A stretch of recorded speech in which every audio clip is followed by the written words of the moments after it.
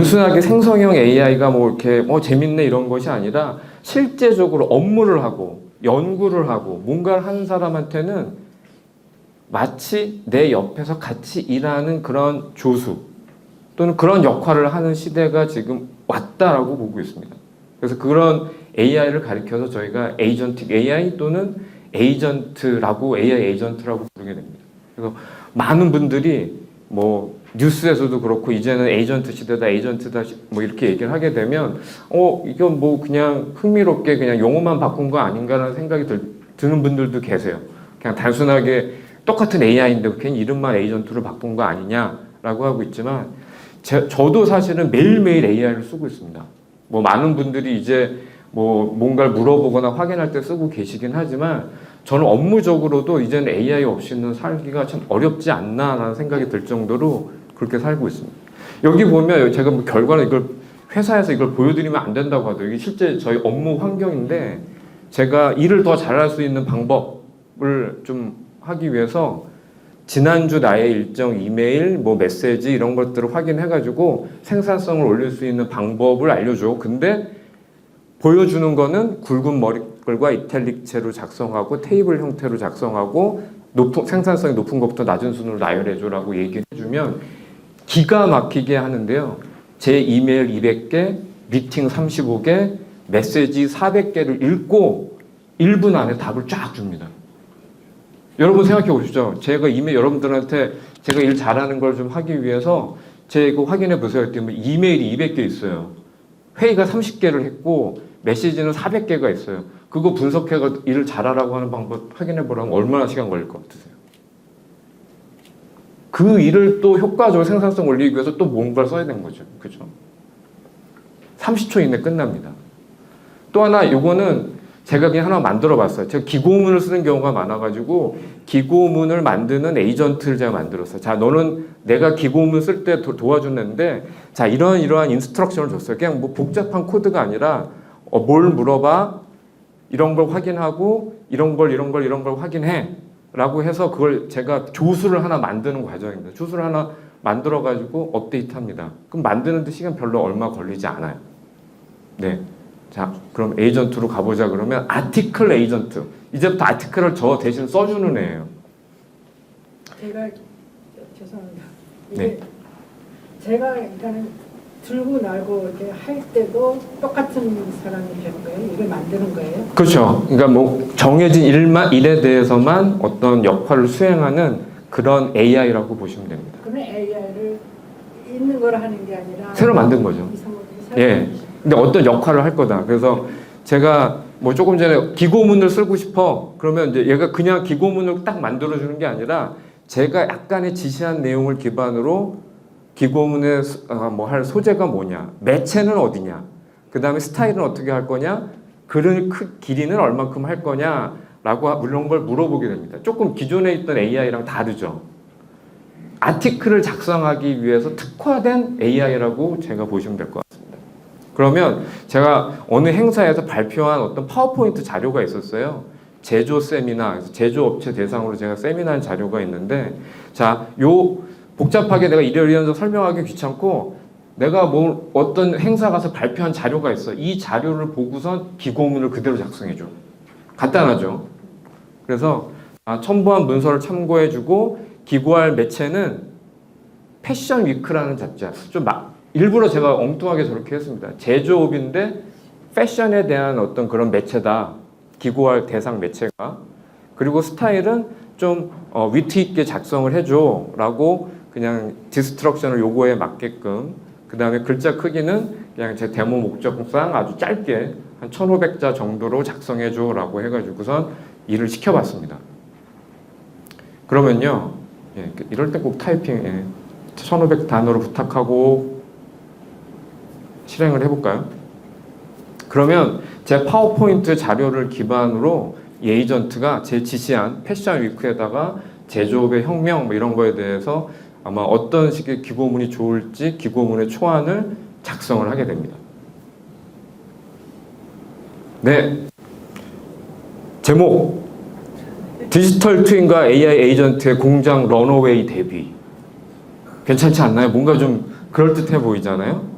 그 다음에 서론, 뭐 어떻게 된다, 본론, 뭐 AI 에이전트 공장에 입성하다, 디지털 트윈, 뭐 도요다의 어떤 사례, 스몰 랭귀지 모델, 공장도 패션도 이제는 에이전트와 함께 러너웨이를 걸어야 할 시간입니다. 간단하긴 하지만 제 인스트럭션이 완벽하진 않아요. 사실 이건 데모 쉽게 목적으로 하는 거지 실제 이런 에이전트를 만드시는 분들을 보면 저 인스트럭션이 되게 멋져요. 실제 마치 누구한테 얘기하는 거냐? 예, 자기 비서한테 얘기하듯이 하는 겁니다. 요거는 제가 음성으로 제가 녹음을 해온 건데 아마 네, 들리네요. Hello there. How can I assist you? 잘 한번 I 들어보십시오. want to know about this anti-aging ingredient. 아까 좀 전에 노화에 대한 이야기했으니까 Can you explain more additional anti-aging ingredient? 안티에이징 인그리디언트에서 좀 해달라고. Absolutely. In addition to retinoids, there are several other notable anti-aging ingredients. Here are a few. 1. Hyaluronic acid. This is a 하이로닉 에센스, 피부의 노화를 이렇게 방지하는 1,000 times its weight of water. It helps to plump the skin, reducing the appearance of fine lines and wrinkles. わかりました。日本語で説明をお願いします。 일본어로 해달라고 바꿨습니다. もちろんです。アンチエイジング成分について日本語でご説明します。1、ヒアルロン酸、脂肪質量が高い。 제가 이제 데이터에 대해서 이렇게 얘기하는데 물론 여기 인스트럭션에 대해서는 이런 코스메틱 매트리얼에 대한 걸 얘기를 했고 처음에 영어로 시작했고 일본어로 얘기했고 다시 이제 한글로 이제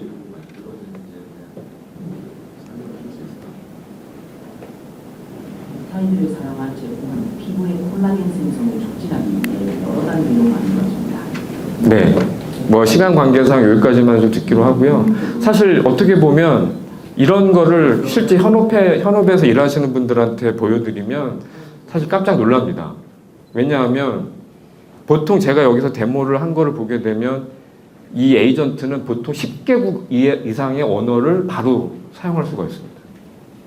그리고 일반적으로 대학교 졸업한 이상의 과학 지식이라든지 널리지를 갖고 있어요.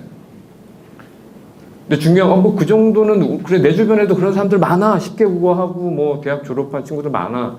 근데 중요한 거는 한 달에 이렇게 써도 3만 원이 안 나오잖아요. 느낌이 다르죠, 그러면. 3만 원 줄 테니 10개 국어를 하고 웬만한 대학원을 졸업한 사람 정도를 한 달에 3만 원만 줄 테니 내가 한 달 내내 나를 위해서 일해. 멱살 잡힙니다. 다르죠. 그렇죠? 제가 또 다른 측면에서 에이전트 얘기를 장점을 얘기를 하자면 요즘 물류 엄청나게 빠르잖아요. 아침에 주문하면 저녁 때 옵니다.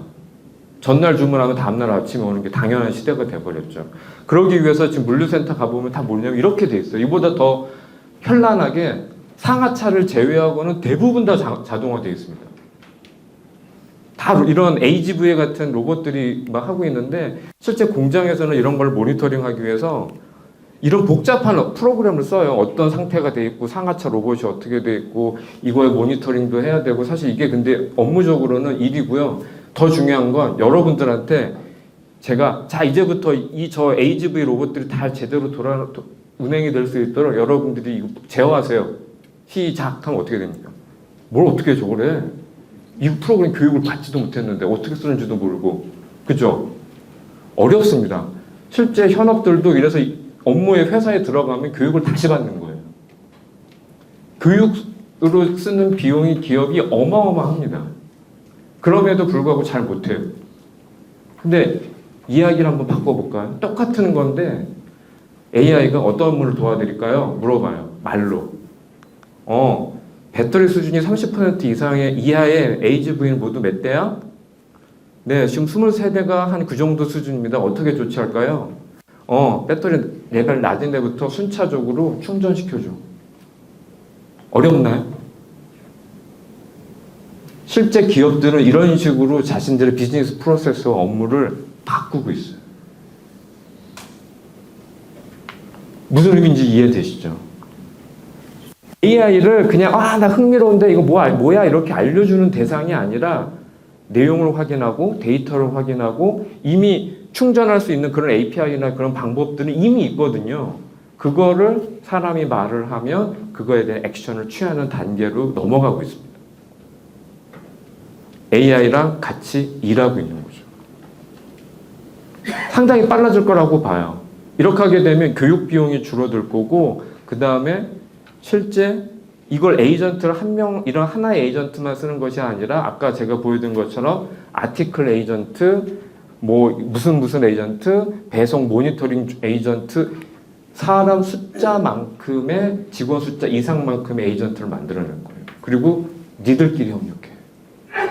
사람은 결과만 보고 오케스트레이션하고 지시만 할 거야. 그러면 여기서 이제 궁금한 건 그럼 사람은 진짜 뭘 해야 되느냐? 오케스트레이션이요? 지휘만 할 거라고요? 그래서 사실 아까도 첫 번째 그 말씀해 주셨지만 앞으로 사람의 역할은 큐레이션에 할 수 있는 큐레이션과 오케스트레이션에 대한 부분들이 엄청 증가할 거라고 봅니다. 그러면서 떠오르는 학문이 바로 인문학입니다. 인간을 더 이해하고 인간에 맞게끔 또 인간의 어떤 수요를 명확하게 알 수 있는 건 여전히 인간밖에 모른다라고 생각하고 있습니다. 그렇기 때문에 앞으로의 어떤 AI 시대의 인재의 기본적인 역량으로서 폭넓게 알아야 되는 부분들, AI 활용 능력 이런 건 당연히 중요하지만 조금 더 인간적인 지식에 대한 그런 이해를 가지고 있는 사람들이 필요로 하고 있다는 거죠.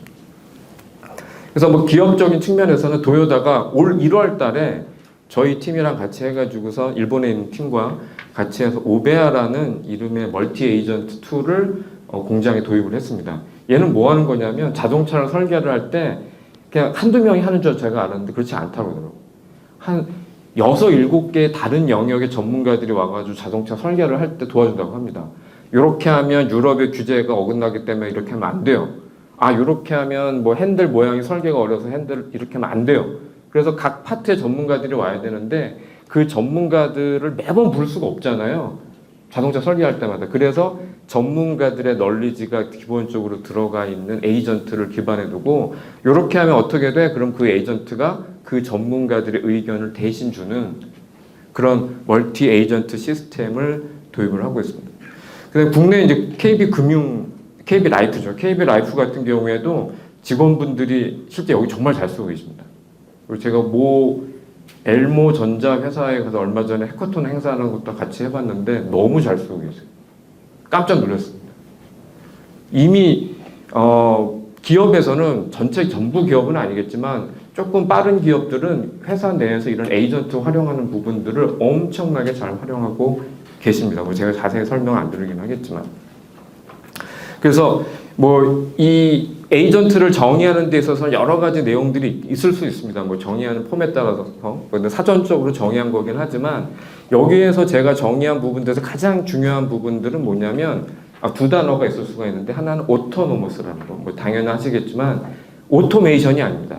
많은 분들이 이런 에이전트를 자동으로 뭐 해주니까 오토메이션 아니에요. 오토메이션과 오토노머스는 큰 차이가 있죠. 자율적으로 뭔가가 어떤 일이 벌어지더라도 자기가 그 문제를 회피해서 해결할 수 있는 그 정도의 능력을 갖춰야 되고 중요한 것은 어떤 결과물을 수행하는 능력이다. 그래서 뭐 아주 간단한 아주 그냥 기본적인 예로 에이전트라는 건 내가 휴가계를 낼 때도 다음 주 초에 휴가를 내줘 그러면 에이전트가 휴가 시스템 그 다음에 승인 시스템 이런 부분들을 같이 접근해가지고서 휴가를 자동으로 내주는 뭐 요즘에는 이런 휴가기를 낼 때 막 휴가 보고서를 쓰고 뭐 문서를 작성해가지고 제출하는 것이 아니라 이렇게 에이전트한테 얘기를 하게 되면 에이전트가 알아서 휴가를 내주는 그리고 이제 멀티 에이전트 같은 이런 구조들이 나와서 인사 담당자 그 다음에 데이터 담당 그 다음에 승인 담당 뭐 예약 담당 이런 에이전트들이 막 만들어져서 그들끼리 업무를 수행하는 이런 형태로 가고 있습니다.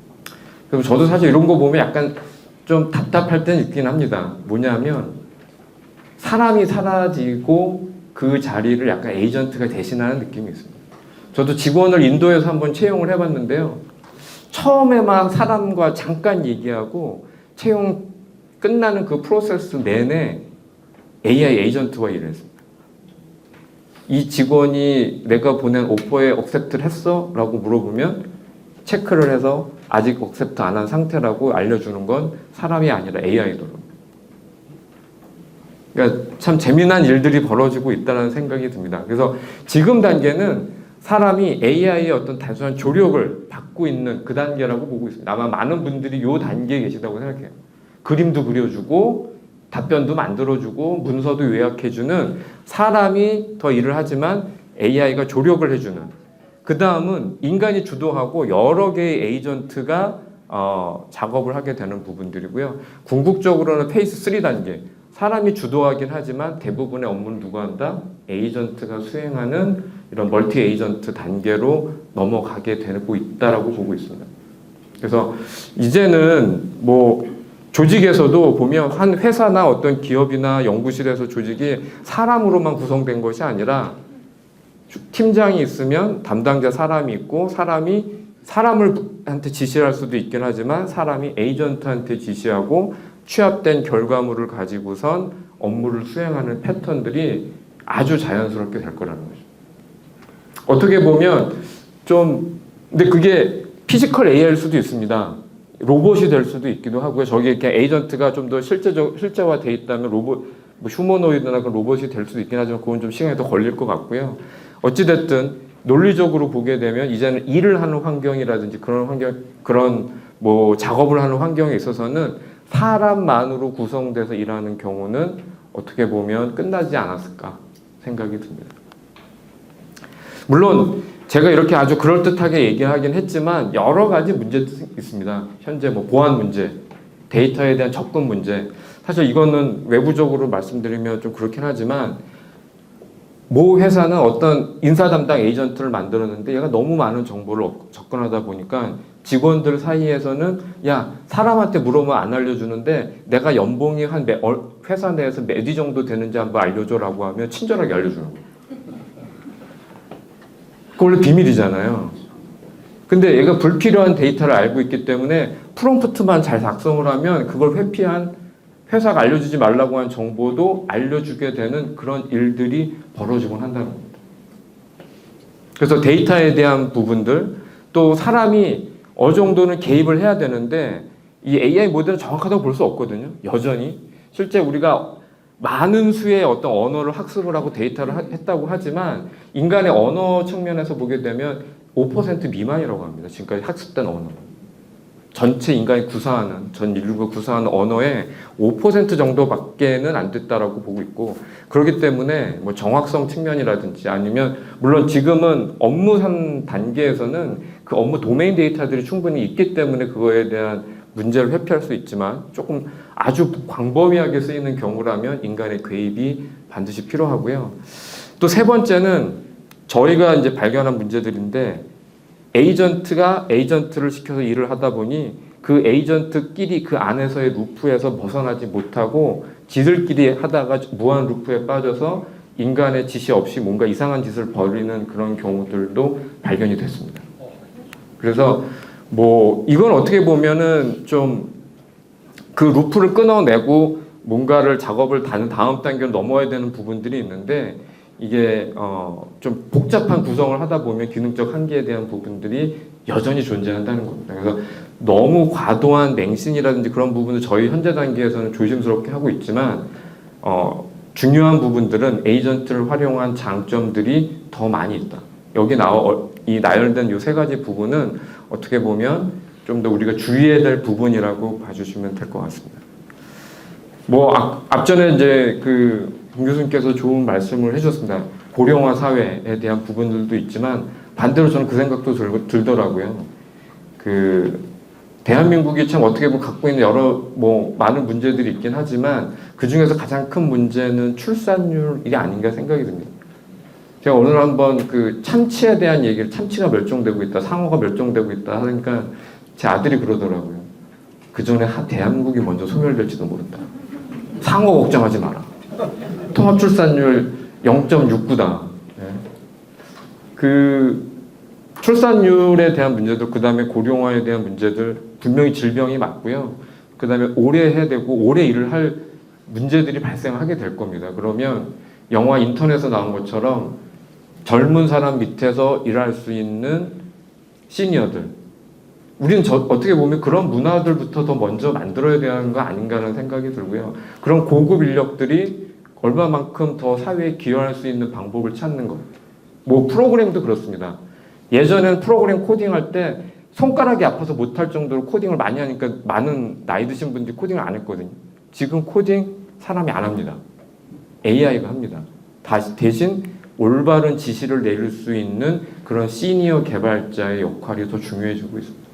앞으로는 사람이 혼자 일하는 것도 아니고 AI 단독으로 하는 것도 아니고 사람과 AI가 같이 일하는 시대가 분명히 오고 있고 앞으로 그런 거에 대비하는 사람들이 더 많은 일을 할 수 있지 않을까 생각이 듭니다. 제 발표 이걸로 마치도록 하겠습니다. 감사합니다.